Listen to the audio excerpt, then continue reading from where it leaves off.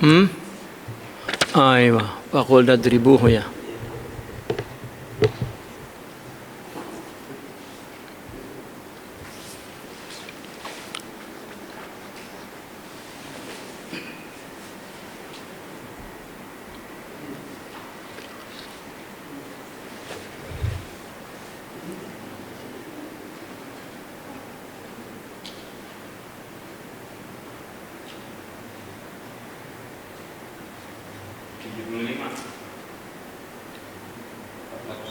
Oh, 75. Ayat 75 gitu. Afatat mauna.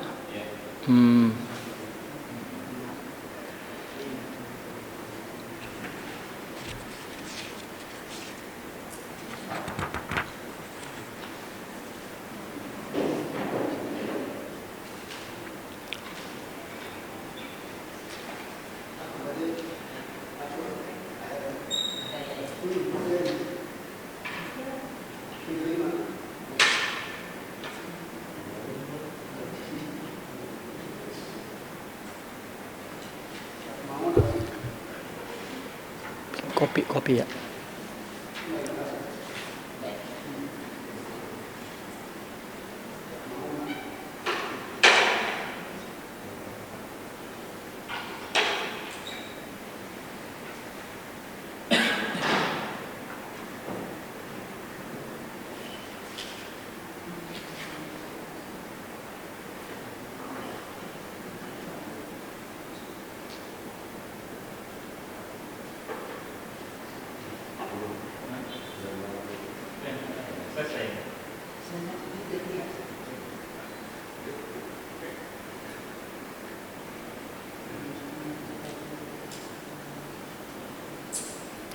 Pak,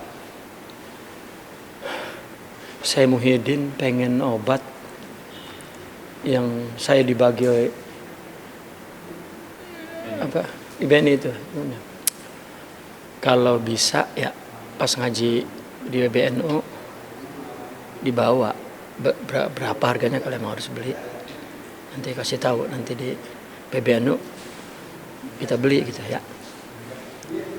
Itu bagus itu obat. Semua dokter-dokter kenal. Artinya memuji obat itu bagus.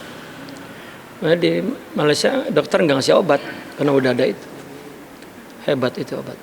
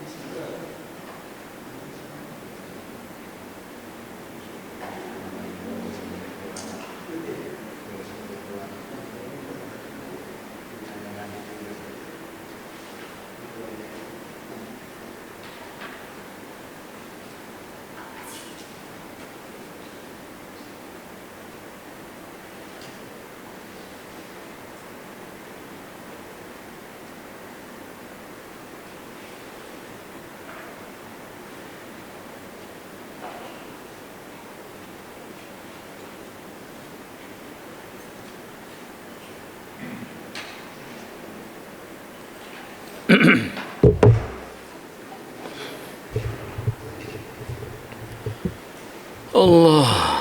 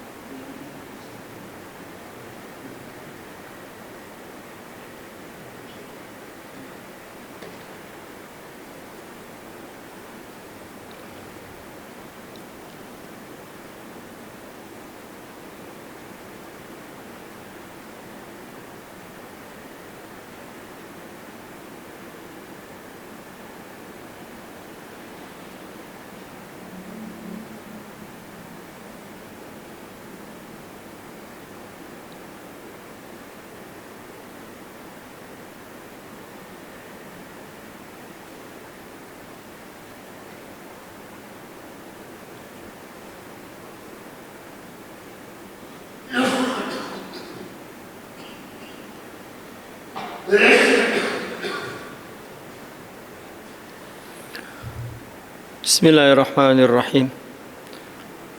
Allah. Baterai.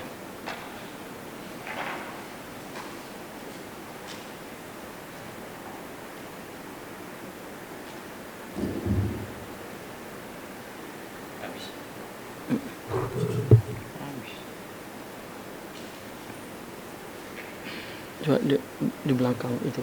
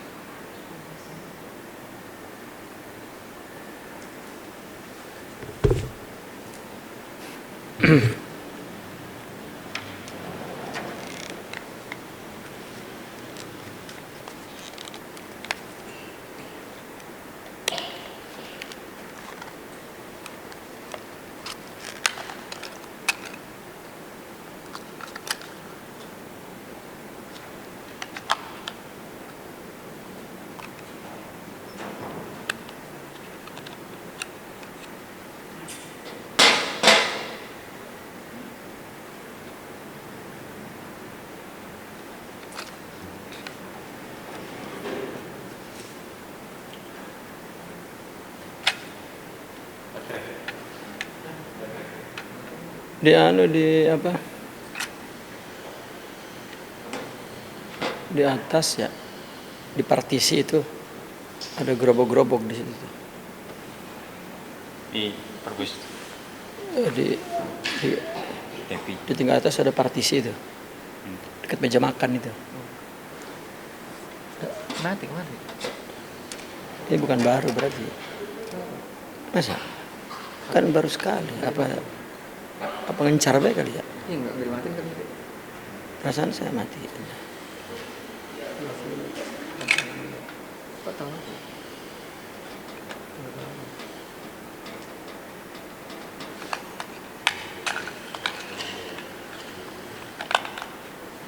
Yang terdekat di sini di warung di mana?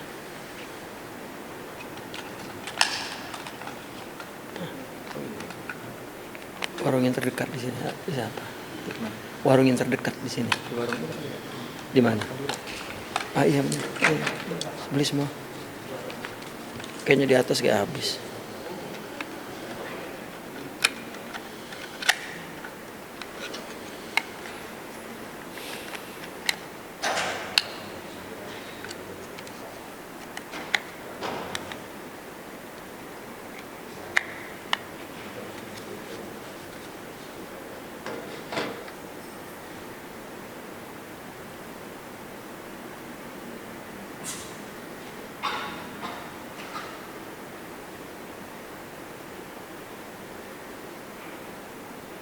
Enggak banjir di Tambun.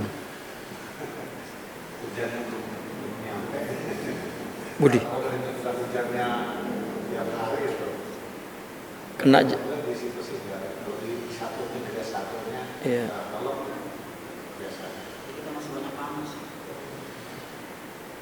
Tadi di Sumatera iya, Sumatera udah tenggelam.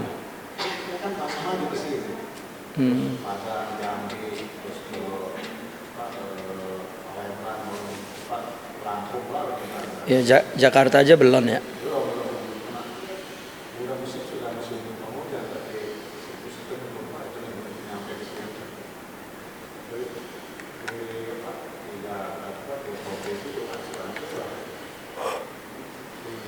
Baru nih. Lagi beli. Ini bekas. Ya. Kalau yang baru yang kecil-kecil itu.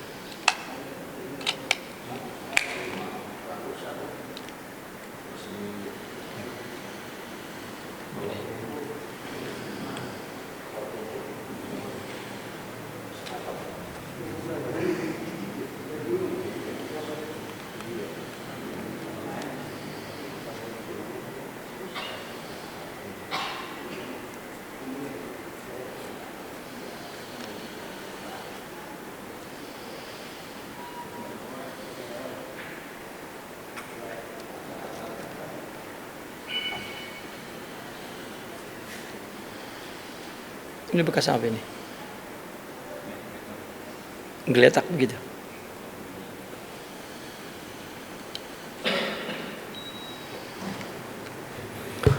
Bismillahirrahmanirrahim. Alhamdulillah wassalatu wassalamu ala Rasulillah wa ala alihi wa ashabihi wa mawala amma ba'd. Qala أفتطمعون أن يؤمنوا لكم وقد كان فريق منهم يسمعون كلام الله ثم يحرفونه من بعد ما عقلوه وهم يعلمون وإذا لقوا الذين آمنوا قالوا آمنا وإذا خلا بعضهم إلى بعض قالوا أتحدثونهم بما فتح الله عليكم ليحاجوكم به عند ربكم أفلا تعقلون أولا يعلمون أن الله يعلم ما يسرون وما يعلنون ومنهم أميون لا يعلم الكتاب إلا أماني وإنهم إلا يظنون Afatatma'una, apakah kalian berharap ayyuminu lakum, mereka percaya, ya, beriman kepadamu,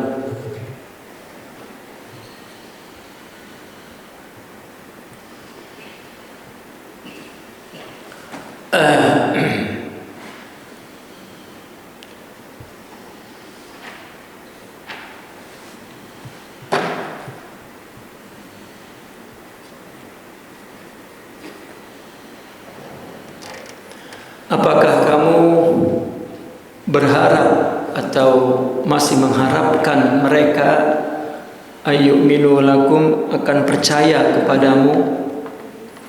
Wa qad kana fariqum minhum, padahal segolongan mereka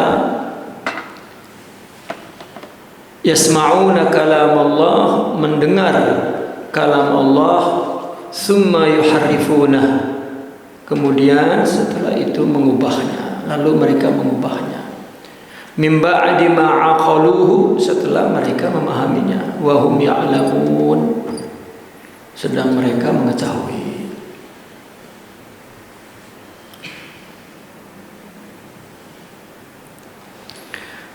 Ayat ini sebetulnya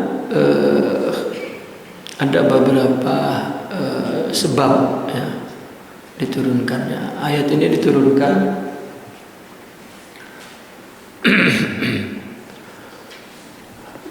untuk peristiwa di mana orang-orang kaum Ansor, ya, dia melakukan apa namanya, kerjasama itu, tahaluf, apa namanya,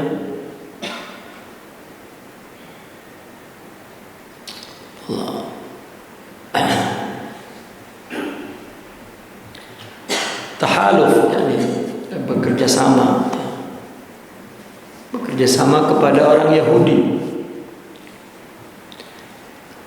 karena mereka, orang-orang Yahudi itu menginginkan apa? Karena orang-orang Islam itu menginginkan agar orang-orang Yahudi itu masuk Islam.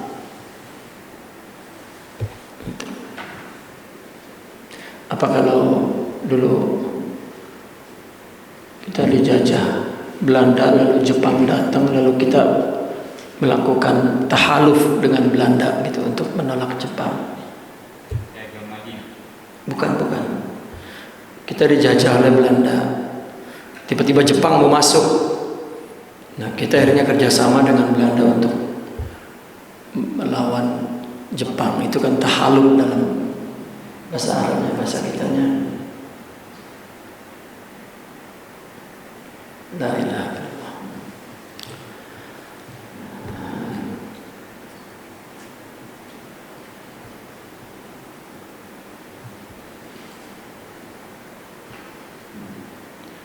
Bersekutu, ya.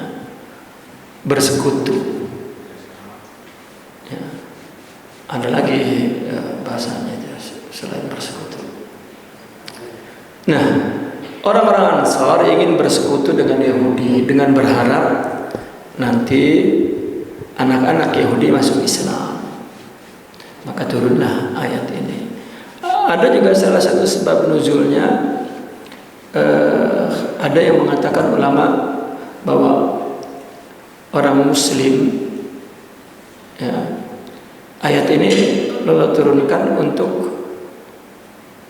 menegur, gitulah, menegur, bukan mencaci, gitu. Artinya menegur kaum muslimin, di mana orang-orang muslimin itu sangat berharap kepada orang-orang Yahudi bisa perempuannya masuk Islam dengan mengawinkan gitu kepada ahli kitab.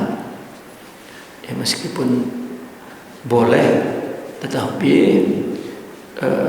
Allah tidak membukakan, artinya hidayah itu bukan di tangan kita gitu. Bukan mereka masuk Islam itu bukan kepengen orang gitu. Atat ma'una gitu.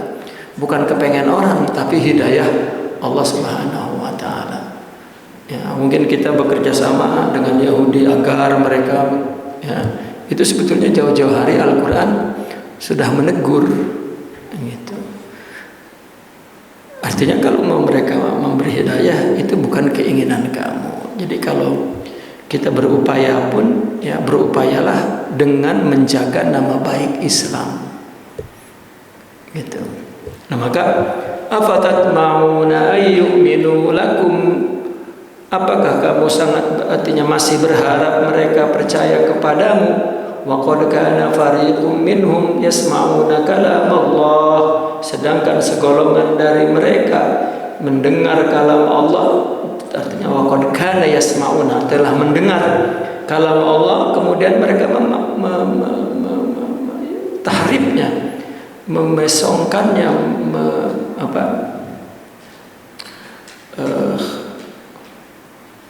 ya, setelah mereka memahaminya dan mereka tahu apa yang mereka lakukan.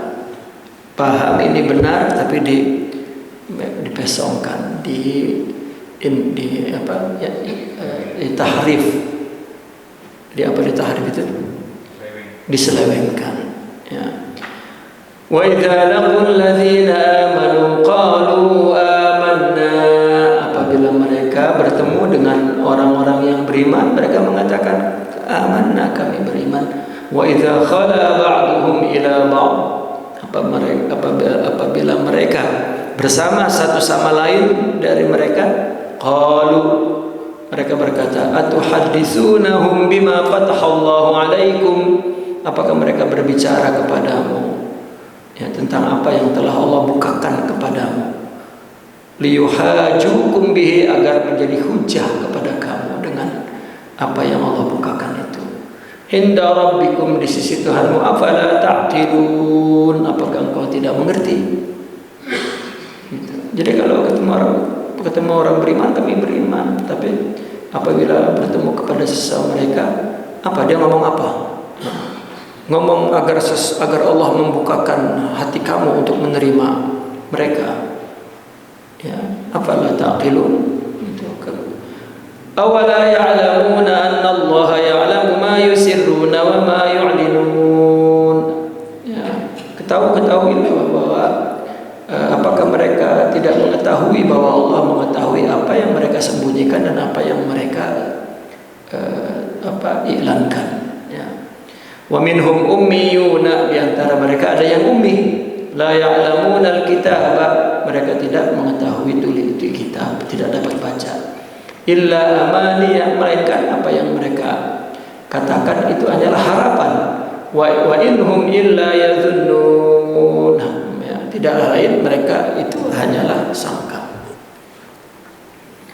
Jadi apa yang mereka katakan itu bukan dari kitab mereka menyangka bahwa Allah akan memaafkan, bahwa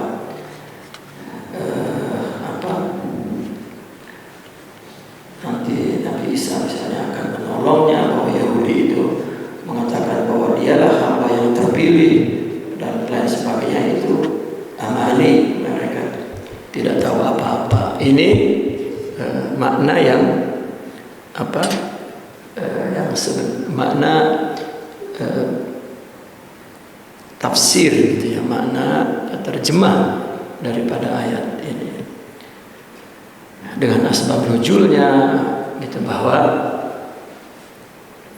kepada kaum Yahudi ini kan ayat ini afatat ma'una ini istilahnya taknib kepada kaum muslimin ya, dalam tafsir itu disebutnya taknib. Taknib itu cacian sebetulnya, maksudnya teguran gitu. Teguran di mana mereka ingin melakukan tahaluf, bersekutu ya, atau coba kali kita kawinkan laki-laki kita dengan perempuan mereka, kali ke bawah gitu. Islam maka ditegur oleh Allah dengan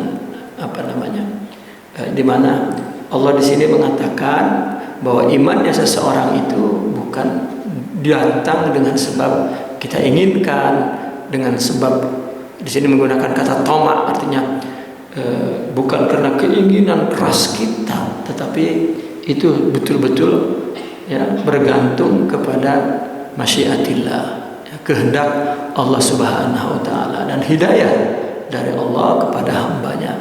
Karena Allah saja yang bisa memberikan iman, gitu, bisa memberikan iman. Artinya untuk menunjukkan keislaman, kebaikan kepada mereka, maka tunjukkanlah perilaku kita, kedisiplinan kita, akhlak kita, yang menghormatinya kita kepada kemanusiaan dan lain sebagainya itu. Ya. Namun apa dalam tafsir isyarinya? Afatat ma'una, apakah engkau mengharapkan ayyuwahidu, untuk membuat mereka bertauhid, bitauhid sifati, dengan tauhid sifat. Karena orang-orang sufi memahami tauhid secara praktis.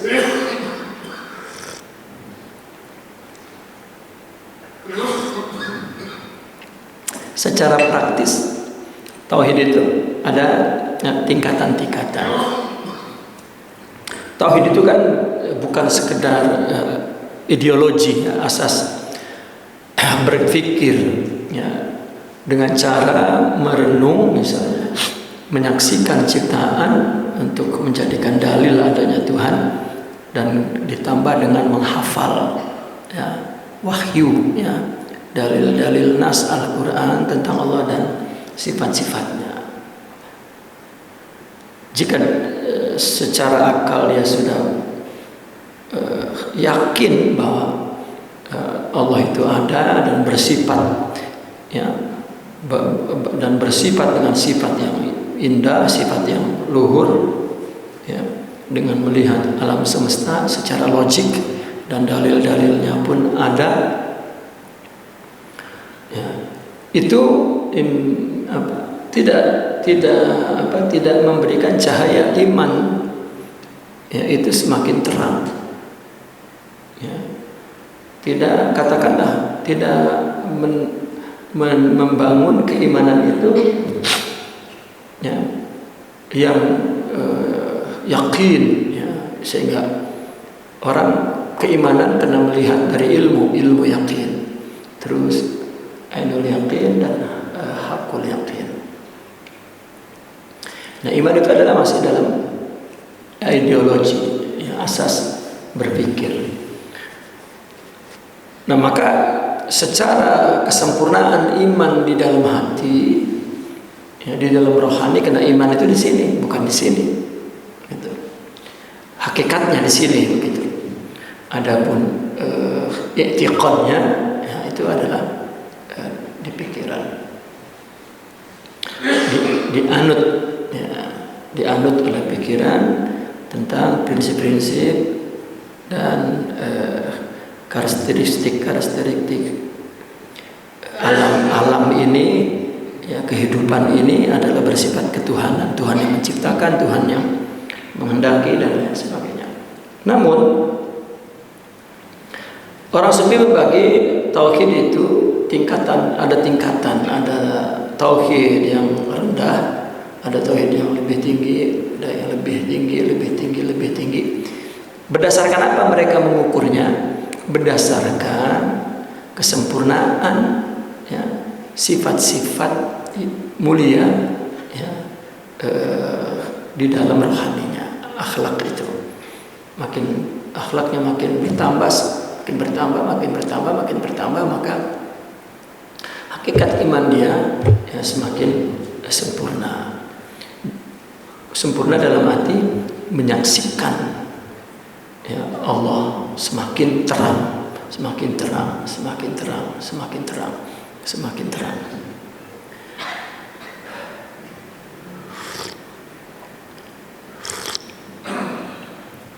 Yang disebut iman syuhudi, mereka mengatakan. Ukurannya kan begini, ada hadis la yazni zani hina yazni wa huwa mu'min. Tidaklah orang berzina ketika dia berzina dalam keadaan beriman. Artinya ini kafir. Tidak, orang berzina tidak kafir. Gitu. La yazni zani, tidaklah orang yang berzina melakukan zina hina yazni wa huwa mu'min, ketika dia berzina dalam keadaan beriman. Ya. Nah, iman yang asal ada, tetap nggak berubah. Kalau kita tanya juga, ya, dia lagi berada di atas, ya, tubuh perempuan, ditanya, bang, Tuhan ente siapa bang? Allah. Lalu apa yang membuat mereka melanggar perintah Allah? Adalah cahaya iman itu tidak sempurna di dalam, ya. Adapun iman akli dan iman nakli, informasi ke akal, ya, kalau dia orang alim sempurna, ya. Kalau dia, ya, kurang alim, ya kurang sempurna nurul ilmnya. Tapi hakikat iman itu nur di hati. Nur itu adalah sifat-sifat mulia itu. Jika sifat mulianya bertambah, maka tambah terang. Ya, itu sebab orang sufi dibagi tingkatan iman itu, ya, jadi ada tingkatan secara globalnya. Itu pembagian 3 itu pembagian kategoris. Ya, jadi yang masuk ke dalam kategoris pertama pun banyak sekali, dan itu bertingkat-tingkat yang tidak bisa didefinisikan, yang tidak bisa di.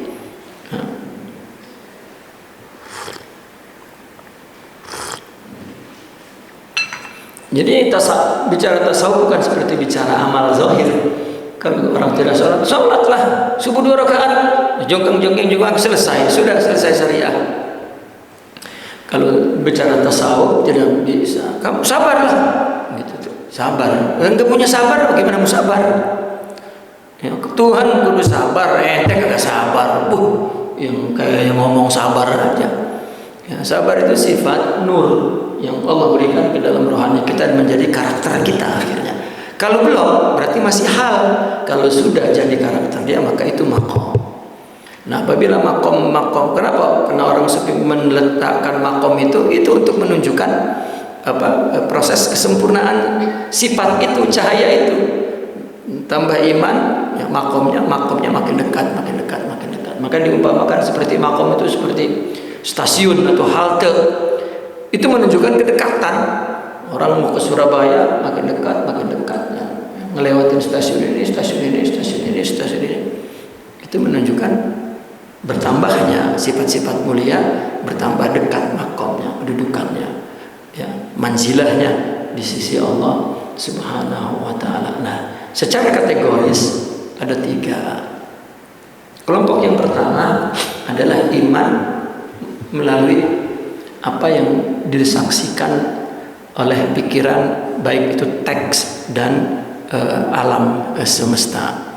Itu, ya, berbagai macam istilah, cuman istilah yang di sini adalah tauhidul af'al.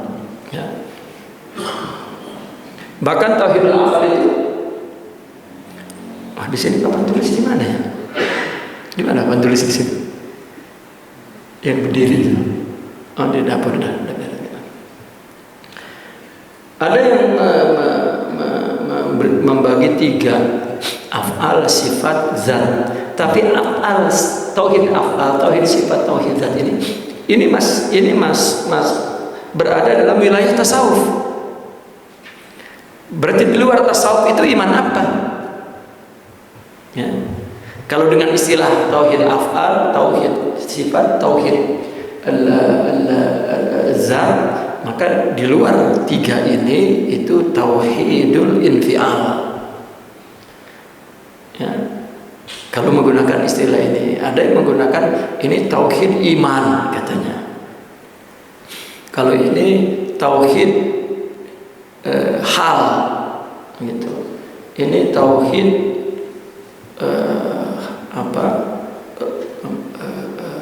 tauhid ruh, ini tauhid sir. Ya. Dia akan tiga terus kategorinya itu.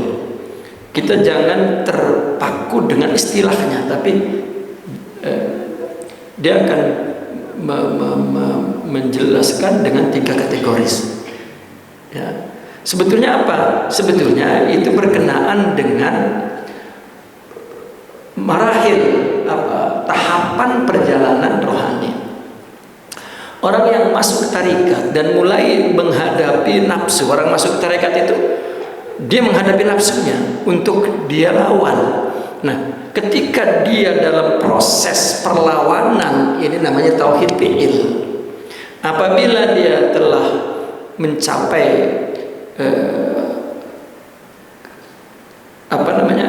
kesempurnaan, ya, di atas 50% katakan gitu, ini tauhid sifat. Ya. Atau istilahnya tauhid fi'il ini tauhid proses tahalli. Kalau tauhid sifat ini sudah tahalli. Kalau tauhid zat ini adalah tajalli. Ya, atau dengan istilah lain tarekat ma'rifat hakikat. Itu sebenarnya kategori saja untuk menunjukkan bahwa dia baru mau sempurna, ini hampir sempurna, dan ini sudah selesai. Itu sebetulnya yang ingin diterangkan oleh mereka. Ya.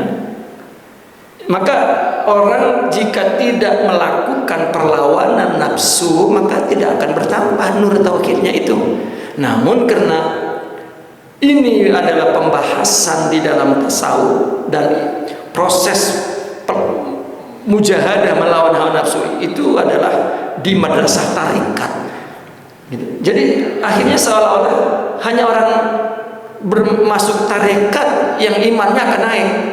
Padahal kalau dia bertarekat, tidak mujahadah, tidak sidik tawajuh, ya, bahkan kita khawatir ini lebih buruk daripada orang yang tidak ada kaitannya dengan tarekat tapi dia punya ilmu dan beramal dan dia tahu amal itu. Orang meskipun nggak punya ilmu, emang amal itu susah, lawannya nafsu. Jangan dikira orang udah punya ilmu, hafal Quran, hafal hadis, udah nggak ada nafsunya. Godaan, kan kita selalu dengar orang nambah ilmu, setannya nambah. Kecuali orang yang melakukan perlawanan nafsu, baru jarang berjumpa setan. Kenapa? Karena pintunya ditutup. Gitu. Karena Nabi mengatakan inna syaitana yajri majrad dam fadhiqu bil ju, gitu. Setan itu masuk ke dalam tubuh seperti darah, mengalir di alirannya, sempitkan jalannya bil ju, gitu. Dengan melawan mujahadah, dengan tazkiyah.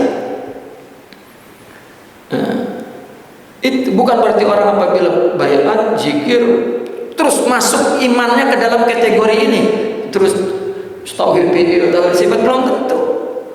Namun secara secara formal, ya, secara formal, apabila orang di dalam kitab-kitab berbicara, yaitu di dalam lingkungan tasawuf, lingkungan tarekat, tauhid yang, ya, karena dibahasin dalam kitab itu, di dalam kitab akidah mutakalimin nggak ada pembahasan itu. Ya, yang ada juga al-iman yazid wa yanqus, gitu. Bahkan di dalam Maturidi misalnya nggak ada yazid wa yanqus.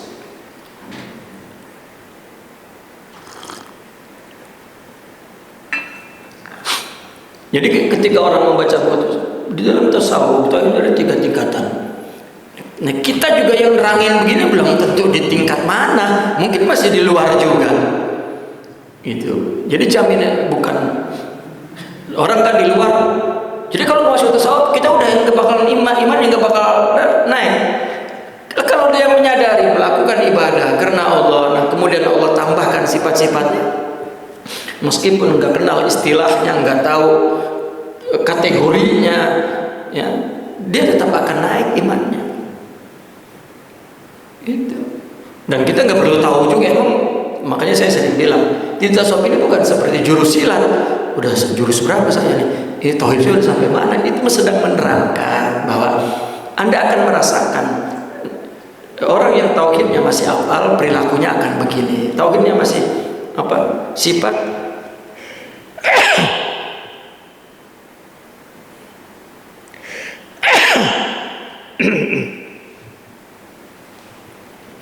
Nah, orang yang tauhidnya sempurna, dia akan syuhud. Nah maka ilmu-ilmu hakikat keluar dari tauhid syuhud. Alhamdulillah. Nah ini penjelasan secara ilmiah ya, oleh mereka para ahlillah. Tapi bukan berarti orang masuk tarekat langsung naik. Ya, seperti misalnya kita daftar silat, ya terus ada latihan-latihan tertentu, naik jurus kedua, naik jurus ketiga. Tidak. Ya, tidak ada. Ya, seperti kelas apabila sudah hafal jurmiyah, naik ke hafal amriti apabila sudah, kan jelas itu secara indera bisa kita buktikan. Tapi kali ini tidak ada yang membuktikan. Dirinya sendiri pun tidak wah saya sudah di sini sih. Tidak terpikir oleh itu.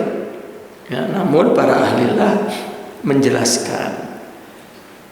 Ya, orang yang baru ini tauhidnya ini, yang baru ini tauhidnya ini. Apa tauhid sifat misalnya? Tauhid sifat adalah apabila kita sudah menyaksikan basirah kita, bukan pikiran, bukan mata, basirah, perbuatan orang yang jahat kepada kita itu adalah ujian dari Allah. Itu tauhid sifat. Tauhid sifat. Bagaimana orang enggak ngaji tapi dia telah mencapai kesempurnaan itu perbuatannya. Nah makanya ada orang sufi nggak bisa ngomong. Namun orang seperti Imam Ibnu Arabi dan tokoh-tokoh tertentu, dia diberikan kemampuan oleh Allah ifsah, ya, mampu menteorikan, ya, membuat metodologinya, ya, melogikakan perjalanan rohani itu. Namun itu bukan jadi pengetahuan. Nah ini kan orang tarekat terus yang dengar pakai, saya ini sudah, soalnya udah baca zikir sekian puluh ribu, berarti ini sudah tinggi. Dia iktimat kepada zikir. Itu banyak di jalanan. Saya nyebutnya di jalanan karena ya, bukan begitu bertasawuf.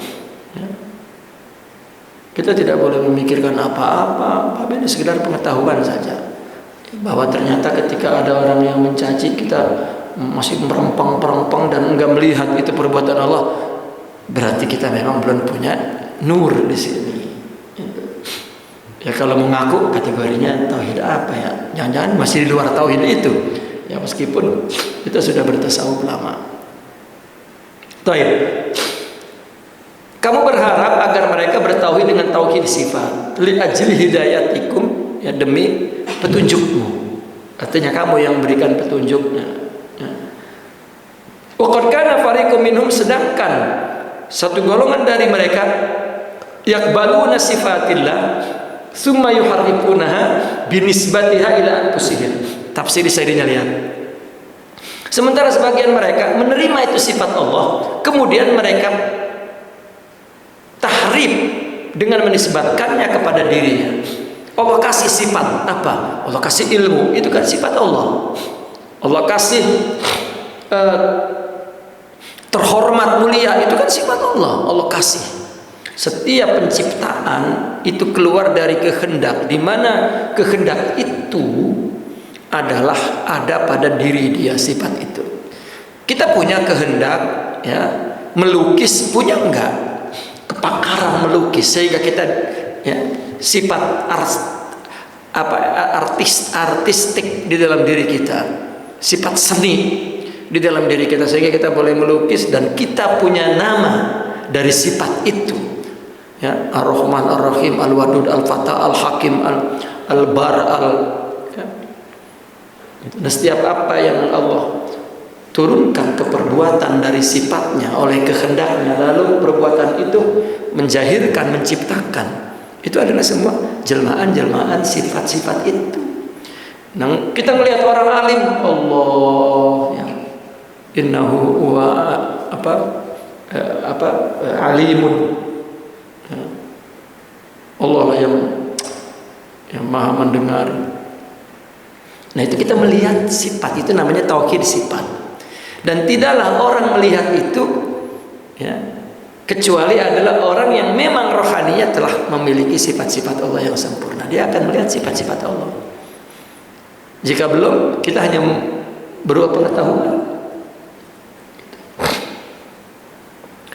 Nah, maka kita punya ilmu dinisbatkan kepada kita, berarti dia tidak tauhid sifat. Tauhid sifat itu kan menunggalkan, ya, itu sifat Allah, semua sifat Allah, semua sifat Allah, semua sifat Allah.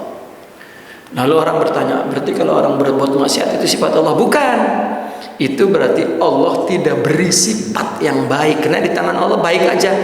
Jika Allah tidak beri baik, maka dia tidak melakukan perbuatan atas sifat baik. Apa namanya? Ya, lawannya baik, buruk. Itu buruk secara syar'i. Tetapi kalau secara hakiki, itu atas kehendak Allah. Apa? Di bawah isim qahar. Sesuatu yang tidak dikehendaki oleh orang atau dianggap melawan secara logik atau melawan secara penilaian karakter seseorang, kita kan takut diperlakukan buruk, nggak mau oleh orang. Itu kan tabiat, itu kan akal sehat. Dan itu sebab orang mengatakan buruk. Buruk persepsinya ada dua, kena menyakiti saya, begitu. Ya, kalau dia punya ilmu, itu melanggar syariat, gitu.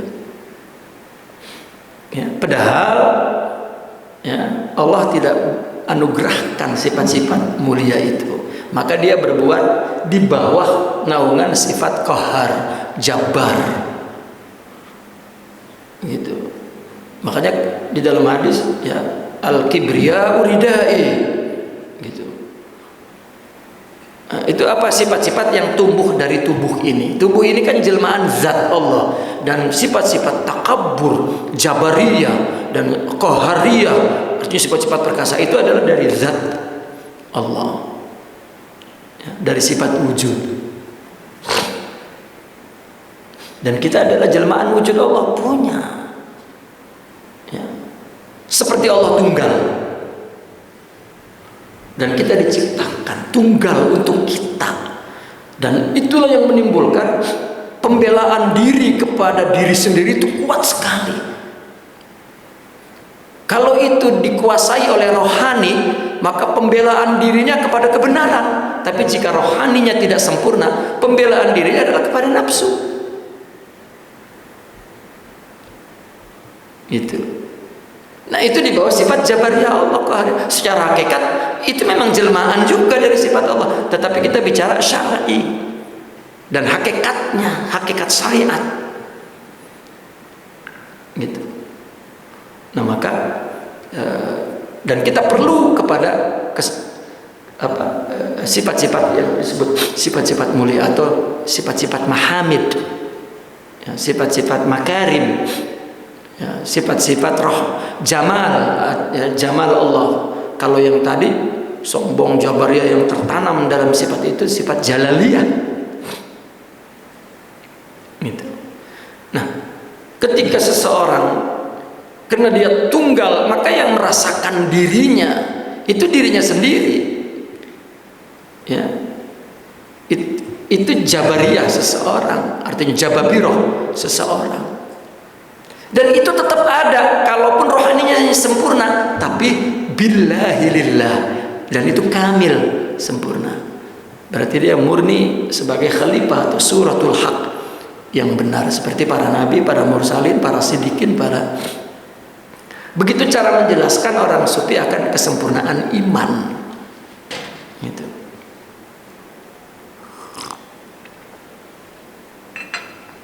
Siapa yang membela diri kita kalau bukan kita? Dan itu bukan dari pikiran, itu fitrah. Ya.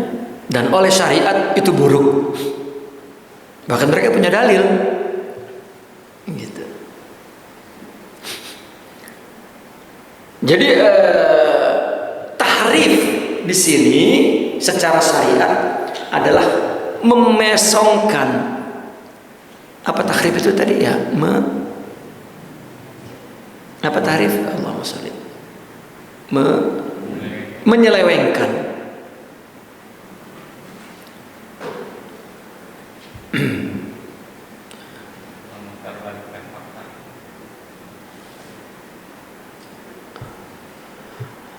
Allah. Menyimpangkan. Ya, itu menyimpangkan, memalsukan. Itu tahrif, mengubah maknanya itu tahrif, memelintir itu tahrif. Ya. Ini menyimpangkan, penyimpangan itu tahrif.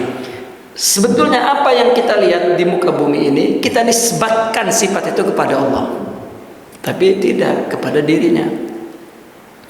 Kalau ngelihat orang mah iya, orang dikasih musibah, lalu kita ini ya ustadz, kiai, sabar ya Pak.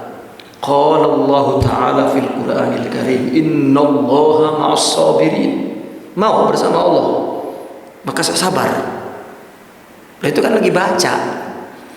Pas kiainya ketimpa musibah, wah gibah sono, wah benci sini ungkan sono ungkan. Mana makna hakikat Allah bersama orang sabar? Karena apa? Hakikat sifat sabar itu tidak ada dalam dirinya.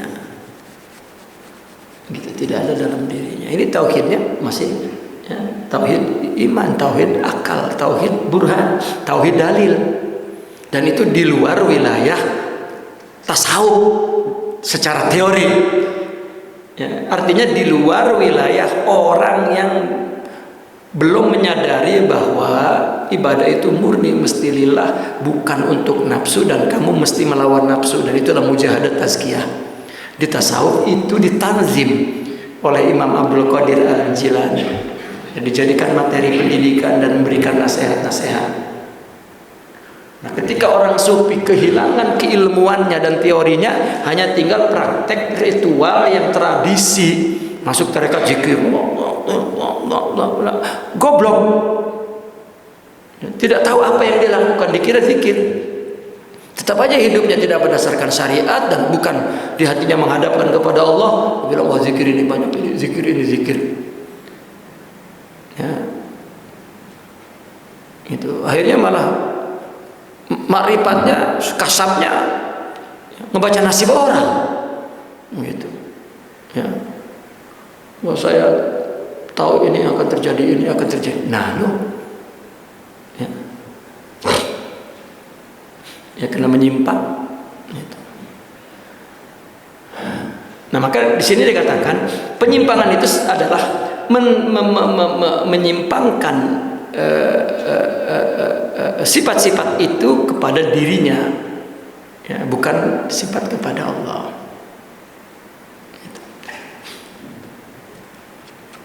Mimba dima aqaluhu, setelah mereka mengetahuinya, setelah mereka mengetahui tauhid sifat, wa ma wajuduhu bil ayan, tetapi dia tidak mendapatkan tauhid sifat itu bil ayan, dengan real, dengan mata kepala sendiri, artinya dengan nyata. Tidak, itu hanya tahu saja, tapi tidak mawajaduhu bil ayan, tidak mereka dapatkan dengan nyata. Wa hum ya'lamun, mereka tahu anna tilka sifatul lillah, bahwa itu sifat Allah, tahu. Ya. Kita ini ibu-ibu dan bapak-bapak, Allah yang memberikan rezeki, wa huwar razzaq, kan tahu. Ya, tapi kalau misalnya dia dapat, orang dapat rezeki dia kagak, dengki terus sama orang, lah katanya Allah. Itu tidak tauhid sifat namanya. Ya. Dia tahu dalam hadis bahwa segala apa yang terjadi tidak akan terjadi illa ma kataballahu wa'ala, kecuali apa yang telah Allah takdirkan. Dia ditakdirkan, tetap aja ngamuk-ngamuk. Ini namanya tauhid burhan, tauhid dalil, tauhid masih di akal. Dan itu tidak akan, tauhid itu ya umq, ya, mendalam, kecuali Allah berikan hakikat tauhid, hakikat iman. Itu adalah sifat-sifat mulia itu. Lakin nufusuhum yantahilunaha bil isyraq halat dhuhulil aqli an istilaiha 'ala al-qalbi li'adami kauni tauhidihim malakatan wa halan bal ilman. Akan tetapi jiwa mereka yantahilunaha, nafsu mereka yantahilunaha, menjiplak sifat-sifat itu dengan isyraq, ya, dengan mengisrokan, dengan apa namanya, mensyirikkan, menyertakan gitu, ya, nafsu itu. Ketika apa? Halat zuhulil aql, ketika keadaan akal itu melemah, ya, anistilaiha, dari penguasaan nafsu kepada hati. Ketika nafsu menguasai, akal lemah. Tuh. Akal itu tahu dalilnya itu dosa, tapi tetap aja korupsi, kan gitu. Emang orang korupsi kagak tahu? Udah lulusan IAIN, lulusan pondok, lu masa kagak tahu? Ya, makan misalnya harta orang, emang kagak tahu? Tahu orang dia kiainya, gitu. Tapi kenapa? Nafsu menguasai hati, maka akal zuhul. Zuhul itu seperti plastik dibakar, apa namanya itu? Ya, meleleh, mengecit, menciut, artinya lemah akal itu. Maka nafsu intihal, menjiplak dengan mengakui ini punya saya, dinisbatkannya kepada dirinya, itu namanya tahrif. Dan dia tahu itu, wahum ya'lamun. Kenapa enggak bersuara, apalagi enggak nyesel mah? Karena nurnya enggak ada, tauhidnya itu tidak naik. Kalau tauhid burhan malah mungkin dia jangan-jangan hafal hadisnya, ya, punya hafalan 200 atau 1000 hadis, atau hafal tauhid hadis-hadis tauhid itu. Li adami kauni tauhidihim, karena tidak adanya tauhid mereka malakah. Malakah itu apa ya? Kalau saya dulu mengartikan malakah itu dengan bahasa orang kita dulu, angleh. Apa bahasa angleh itu? Kita lagi kecil kalau ngomong angleh, wah dia mau udah angleh. Artinya pinternya itu udah nggak pakai pikiran, udah apa ya, saliqah gitu, udah begini. Perbuatan baik kalau dari akal, ya, itu masih menimbulkan maslahat. Memang bukan menimbulkan, itu maslahat. Oh, gue ini kalau pengen terhormat, gue berbuat baik, kan itu akal tuh. Ini dalilnya ini nih, oh, dia berbuat baik. Itu namanya aklan, ilman, ya, bukan halan wa malakatan, bukan. Tapi kalau, ya, perbuatan baik itu hakikatnya sudah ada di rohaninya, ya, dia punya sifat khudu, ya, dia punya sifat yang dikatakan termasuk ke dalam kategori ubudiyah, ya, sifat kehambaan, sifat khudu, sifat khusyuk, sifat khauf, sifat roja, sifat ta'zim, sifat sudah ada itu menjadi makom dia. Maka tawaduk dia, ya, atau berbuat baik dia, itu adalah malakah. Hal di sini adalah hal ba'dal kamal, hal ba'dal maqam. Bahkan bal ilman plus ilmu juga, gitu. Bukan semata-mata ilmu doang, tapi malaka wa halan bal ilman. Itu. Ya, itu yang ditafsirkan ini aja, ya, yang isari aja yang dia maksud. Ya, kenapa orang menginginkan orang mengerti tentang bahwa apa yang dia lihat itu adalah sifat Allah? Misalnya dia dicaci, itu Allah, bukan dia. Gimana kita mengharapkan orang bisa begitu? Sedangkan mereka masih melakukan tahrif, masih intisab kepada dirinya, ya, masih menisbatkan sesuatu kepada dirinya. Artinya dia masih belum melakukan mujahadah, nggak bisa. Maka kenapa orang sufi apabila ada orang misalnya berbuat buruk lalu datang kepadanya tidak diberondong dengan dalil, ya tidak diberondong dengan dalil. Ente sih melanggar firman Allah, Allah berfirman, lah orang ngerti. Meskipun itu orang alim, ya dalam hati gua tahu ini kan khilaf gua kan gitu.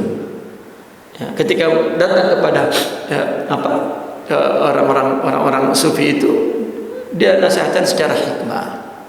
Ya, kita itu perlu sidik kepada Allah, ya, agar ketika kita melakukan betul-betul hati menghadap kepada Allah, agar Allah, ya, menangani kita, sehingga ada ungkapan ringkas, kun abdan li, cobalah engkau jadi hambaku. Artinya lakukan semua untukku.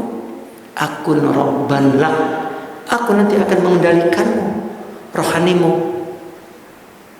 Gitu. Itu pembahasan orang sufi tentang rububiyah.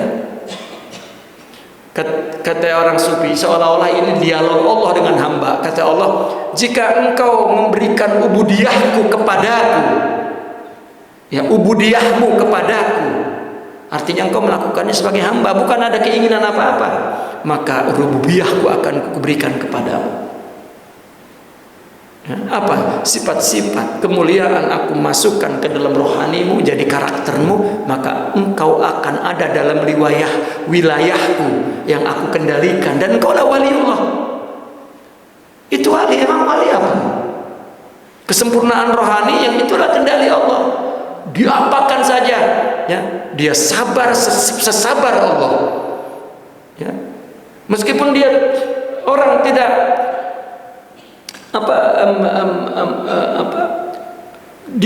dia telah berbuat kebaikan kepada orang lain dan orang tidak mensyukurinya, bahkan dia bersyukur kepada Allah dengan diberi kesempatan berbuat baik kepada orang, karena Allah selalu, ya, syakur dan memaafkan, dan semua itu adalah, ya, wilayah Allah. Nah, jika orang salah di sini, jika seseorang belum menyadari, memulai memerangi hawa nafsunya, maka tidak dapat kita harapkan untuk bertauhid sifat. Dia baru bertauhid ilmu burhan, ya, tidak, kecuali kita ajak mereka untuk melakukan hidup dan ibadah ini lillah, baru proses perjalanan.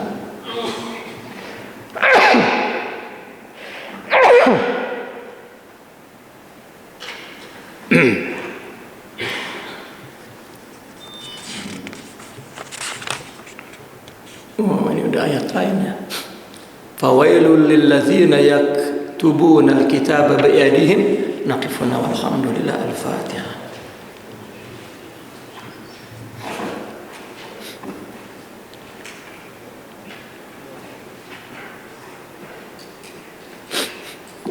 Karena ini kan tafsir isyari, ya, bukan tafsir birra'i bil aql. Kalau birra'i kan dia akan menggunakan lughah, ya, akan menggunakan kaidah lughawiyah, ya, bayan lughawi. Itu tafsir birra'i, itu adalah tafsir yang menggunakan akal, yaitu dengan bayan lughawi wa bayan aqli, gitu. Dia akan tafsirkan setiap huruf demi huruf demi huruf. Tapi tafsir isyari itu adalah tafsir yang Allah anugerahkan kepada hati seseorang, ya, melihat ayat tertentu. Maka ini ada 3 ayat, dia hanya 1 ayat yang dia tafsirkan secara isyari. Arti isyari adalah membaca kalimat ini dengan artinya yang khusus, tetapi dia menangkap makna lain. Itu artinya isyari. Seisari apa? Ya, seisari ketika dia melihat kejadian sesuatu peristiwa, ada accident misalnya, ya, lalu hancur, tapi dia menangkap makna lain, pelajaran dari Allah, itu isyari. Ya, artinya bahwa apa yang dia lihat secara fisik, secara bersifat material, atau kalau tulisan ibarah, tapi dia menangkap makna lain. Ya. Ada hikmah lain, ada nasihat lain yang dia peroleh. Ya, seperti itu isyari. Artinya isyarat makna, ya, yang lebih jauh, ya, yang ditangkap di dalam hati dia. Dan secara apa? Secara hakikat itu lebih hakiki daripada tafsir ra'ai. Ya, itu sebab secara isyari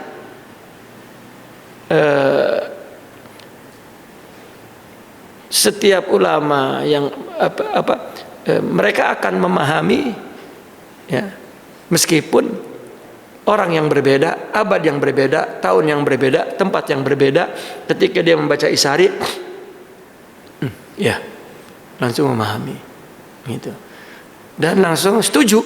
Kenapa? Karena hakikat itu tunggal. Jika orang menyaksikannya, maka akan sama, ya, dengan orang yang sama-sama menyaksikan, meski yang sama juga menyaksikan seperti dia, meskipun itu orang lain ada di abad yang berbeda, ada di zaman yang berbeda, tapi sama. Tapi kalau tafsir birra'ai, ya, dia akan melihat, akan timbul perbedaan karena ini dzan. Kalau tafsir isyari itu dengan yakin, ya. Orang mendapat pelajaran dari peristiwa yang dia saksikan, tsunami misalnya. Kalau Allah beri pelajaran kepada hati seseorang, akan sama, meskipun gak ada tulisannya, meskipun gak ada meetingnya, yang gak ada ijtima'nya, ya, gitu. Kalau juga misalnya ada orang yang mengungkapkan, ya, apa yang hikmah yang dia ambil, faham yang dia ambil, isyarah yang dia ambil, kasab yang dia terima, futuh yang dia, ya, kan istilah itu semua. Lalu orang lain mendengar yang juga, ya, putuh juga, yang telah menangkap makna isyari juga, dia kan Allah, betul, dan tidak ada salah, tidak ada itu, ya. Yang menyalahkan justru, ya, ketika dia melihat ada ayat yang secara nas seolah-olah yukhalib zahir makna nas. Itu sudah benar, ya memang benar, yukhalib zahir makna, ya, tapi bukan maknanya, gitu. Nah, ini tafsir isyari. Lalu ulama mengatakan ini bukan tafsir, yes, ya, bukan masuk ke dalam kategori tafsir yang dipelajari secara kasbi, seperti tafsir birra'i atau bil athar.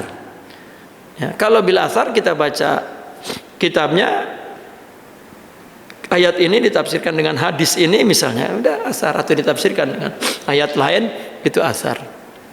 Ya. Bil aql, bil ra'i adalah bayan lughawiyah wa aqliyah. Ya, seperti apa tatma'una, ma makna toma'a. Nah, ini tafsir, ya. Kalau orang tidak tahu mana toma'a, maka dia akan tafsirkan dengan apa? Dengan sinonimnya, ya. Toma'a itu adalah roja misalnya, dan itu ditafsirkan begitu, itu tafsir. Tapi kalau orang sudah tahu toma'a, maklum, mudah. Kalau juga tidak jelas ditafsirkan dengan sinonimnya, taradubnya, maka dia akan tafsirkan dengan addadnya, ya, akronimnya, ya. Toma itu adalah lawan kata daripada tidak ingin sama sekali. Nah, itu begitu, itu tafsiran. Kalau juga tidak diterangkan, toma, ya, adalah seseorang yang menginginkan sesuatu yang mana keinginan itu, ini namanya tafsir bil bayan misalnya, ya, bil bayan jumlah, itu disebut had, gitu.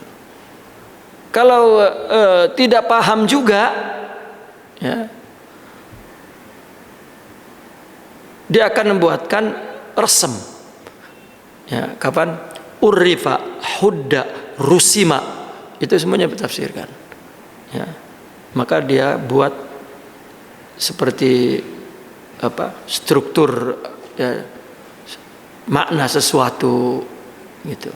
Tapi kalau Isyari tidak, dia melihat dan bukan direnungkan, tapi Allah beri, ya, satu pemahaman melihat itu Allah, lalu dia ungkapkan, ya, lalu orang menulisnya begitu.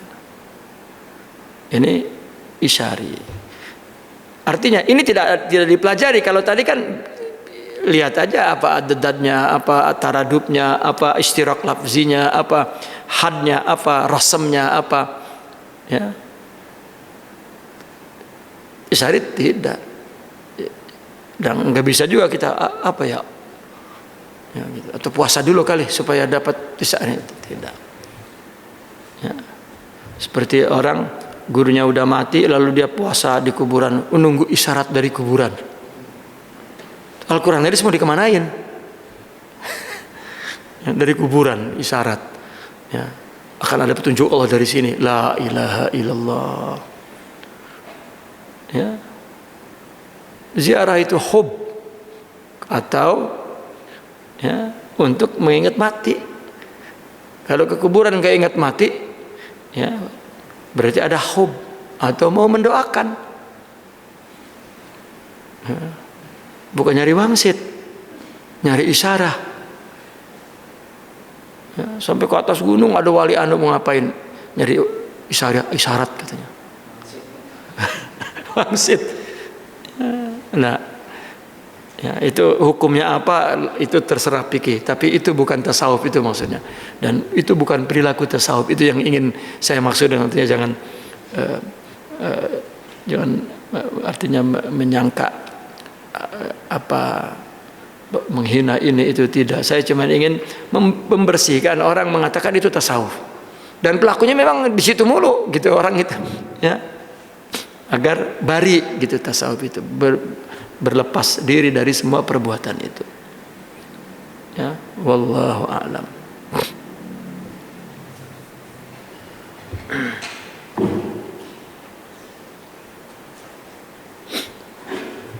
Allahumma shalli ala sayyidina Muhammadin wa ala alihi wasahbihi. Allahumma inna nas'aluka an tahfiظna bima 'allamtana wa 'allimna ma yanfa'una. Tahabayna futukhal 'arifin bi hikmatina wa nusra. Wa ighfir lana